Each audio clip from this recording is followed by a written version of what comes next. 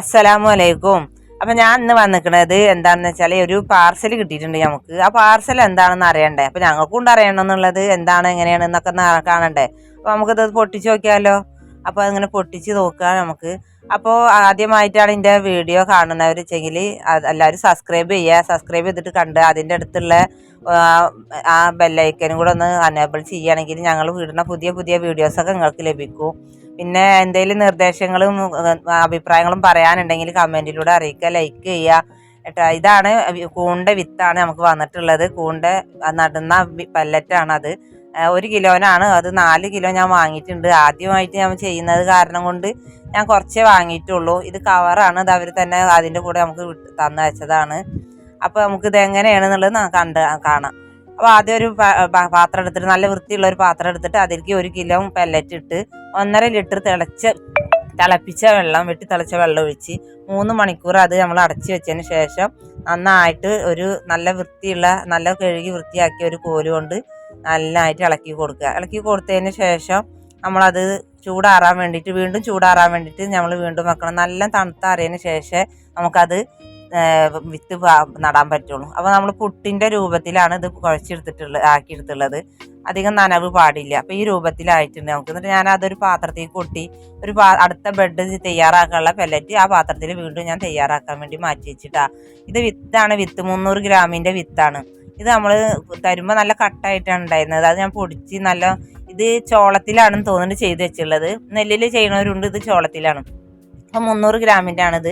2 packet bed തയ്യാറാക്കാനുള്ള വിത്തുണ്ട്. അപ്പോൾ നമുക്കത് ഒരു 2 ഭാഗമാക്കി മാറ്റിയതിന് ശേഷം നമുക്കത് വിത്ത് നടാം. അപ്പോൾ അതിനൊരു കവർ എടുത്ത് 5 കിലോൻ്റെ കവറാണ്.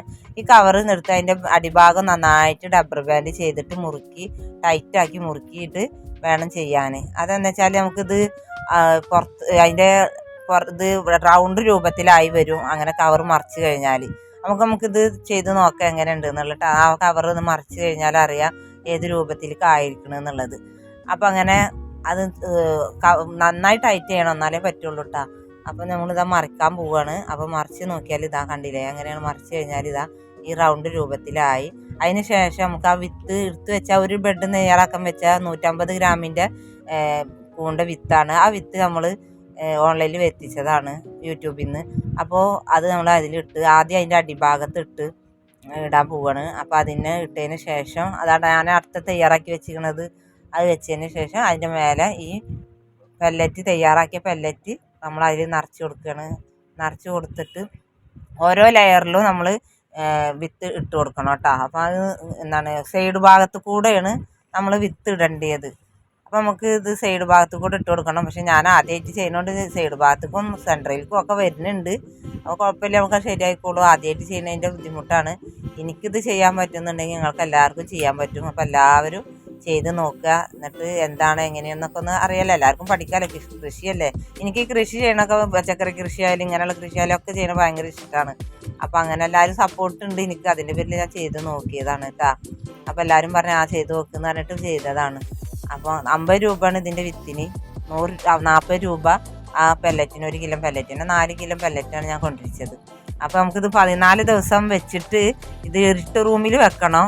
ആ ഇരുട്ട് റൂമിൽ വെച്ചതിന് ശേഷം നമുക്കിത് എങ്ങനെ ഉണ്ടെന്നൊക്കെ നോക്കണം. നമുക്ക് എങ്ങനെ ഇട്ട് അത് കഴിഞ്ഞിട്ട് ഞാൻ ആ വീഡിയോ ആയിട്ട് ഞാൻ അങ്ങനെ കണ്ടു കഴിഞ്ഞാൽ ആ വീഡിയോ ആയിട്ട് ഞാൻ വീണ്ടും വരും. അപ്പോൾ നിങ്ങളെല്ലാവരും കാണണം കേട്ടോ. അപ്പോൾ ഇത് നമ്മളിതിൻ്റെ എയർ കളയാൻ വേണ്ടിയിട്ട് മേൽഭാഗത്ത് ഫുള്ള് ആ വിത്ത് ഇട്ടതിന് ശേഷം ഒന്ന് അമർത്തി കൊടുക്കണം. നന്നായിട്ട് അമർത്തി കഴിഞ്ഞതിന് ശേഷം ഒന്ന് ടൈറ്റായിട്ട് കെട്ടുക, നല്ല മുറുക്കി കെട്ടുക. നന്നായിട്ട് മുറുക്കി കെട്ടണം. നന്നായി മുറുക്കിയിട്ട് റബ്ബർ ബാൻഡ് തന്നെ, അതുപോലെ റബ്ബർ ബാൻഡ് തന്നെ ഇട്ടിട്ട് നന്നായിട്ട് മുറുക്കി കെട്ടിയതിന് ശേഷം ഇരുട്ട് റൂമിൽ ഒരു ഉറി രൂപത്തിൽ വെച്ചിട്ട് വേണം കെട്ടുക. ആ ബോൾ പിൻ എടുത്തിട്ട് നമ്മൾ അതിൻ്റെ എയർ കളയാൻ വേണ്ടി ബോൾ പിൻ ഞാൻ ചുടുവെള്ളത്തിൽ ഇട്ട് കഴുകി എടുത്തതാണ്. അതായിട്ട് നമ്മൾ നന്നായിട്ട് ഒന്ന് കുത്തി കൊടുക്കുക. ആ സൗണ്ട് കേട്ടിട്ട് പൊന്നോടി വന്നതാണ്. അപ്പോൾ കുത്തി കൊടുക്കുക കേട്ടോ. അപ്പോൾ ഇത്രയുള്ള അടുത്തത് വീഡിയോ നമുക്ക് 14 ദിവസം കഴിഞ്ഞിട്ട് കാണാം. Okay, by.